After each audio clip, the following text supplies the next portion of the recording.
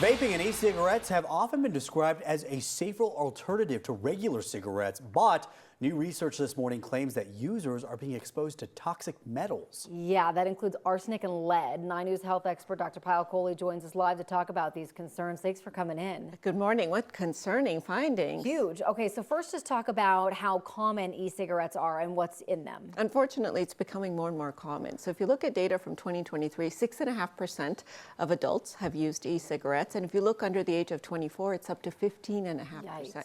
So our adolescents are really reaching for them. And we're seeing these numbers year after year go up. And if you think about what goes into an e-cigarette, it's 3 components in every single e-cigarette.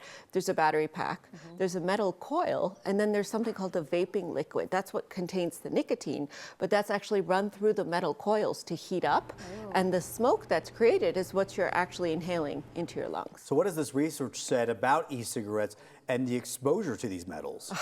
So they never really thought about it. And as you said, Corey, we always thought that e-cigarettes were a safer alternative to nicotine. But what we're realizing now is that they're actually probably cigarettes plus, because it's not just the carcinogenic components of smoke and nicotine, but you're actually having the liquid come into contact with the metal coils, which is causing the metals to leach into that smoke that you're inhaling directly into your lungs. And it's not just the actual metal coils, it's even the battery pack, it's the inside of the e-cigarettes, all of those metal components over time actually leaching into your lungs, and you're inhaling them right in. Yeah, you're trading one thing for another. So talk about what high levels of some of these toxic metals can do to your body. So there was a Hopkins study that looked at what percentage of e-cigarettes have more than the safe level of metals. Over 50% of most common e-cigarettes have these high levels. We're talking lead, arsenic, cadmium, chromium, tin, and you're talking all kinds of negative effects. So first, of course, you're inhaling these carcinogens directly into your lungs. So lung cancer and other types of cancer is a huge risk. Second, it causes actually acute inflammation in the lungs. So you can get an injury pattern in the lungs that can lead to long-term scarring,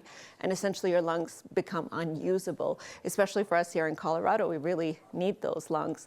Third, it can, of course, affect your brain health. So all of this gets into your brain, and you're talking about short-term effects, but also long-term effects like dementia. And when adolescents are using it, it can even affect brain development. And then cardiovascular risk is something else. So all these metals getting inside your body, they looked at saliva and blood from e-cigarette users, found traces of these heavy metals in their secretions. And it's not just the metals. I have to wonder, as you inhale this, you're inhaling parts of plastic, you're inhaling obviously the flavors, whatever's in them. Yep, so flavors. So this cotton candy flavor, which sounds great and innocuous, right? It actually has a substance that carries the metal into your cells.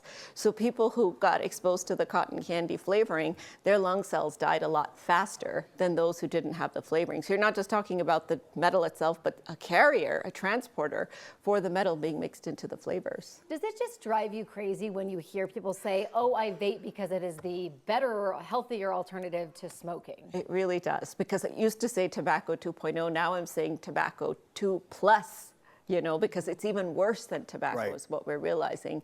And it's a pathway to addiction. It's a pathway to many different types of addiction. You turn on those addiction circuits early in your life, they're going to stay on forever. Well, and we remember when e-cigarettes first came onto the scene, that was a way to wean you off of smoking. Those were for people who wanted to quit. Now we're seeing people starting because of vaping. That's right. And weaning onto smoking, weaning onto substance use, alcohol, marijuana, other toxic substances. So actually it started as a good thing, but it's really become very dangerous. Now I still use it in my patients to get them off those cigarettes. Right. Because again, it helps to wean off with the nicotine doses, but this should be a tool, a bridge to help you come off the cigarettes. You should not start if you haven't started. All right, I have to ask you this last question. We are almost out of time, but is there a safer vape, and what would you recommend to people who do vape? So I would say if you vape, try to use the disposable cartridges rather than refillable ones, because they're less likely to have metals. But at the end of the day, there is no safer vape. You need to stop vaping, because you're talking about one body, no warranty, no replacement parts. And this is just a terrible habit. Yeah, inhaling anything, not too great for your body. All right, thank you, Dr. Coley. We appreciate it.